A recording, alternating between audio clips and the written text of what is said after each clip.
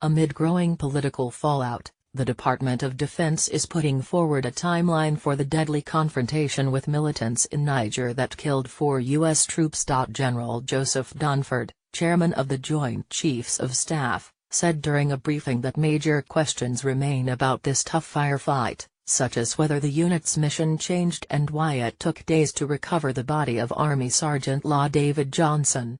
He also said investigators are examining whether the troops had adequate intelligence, equipment and training. But despite those questions, he sketched out the following timeline for how the unit came under fire from what Dunford described as local tribal fighters associated with ISIS while the team was heading back to base with Nigerian forces early morning of 3 October. U.S. forces accompanied that Nigerian unit on a reconnaissance mission to gather information.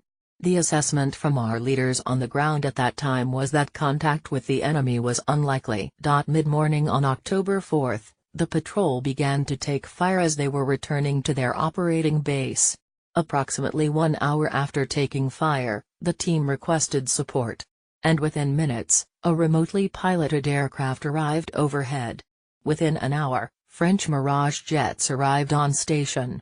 And then later that afternoon, French attack helicopters arrived on station and a Nigerian quick reaction force arrived in the area where our troops were in contact with the enemy.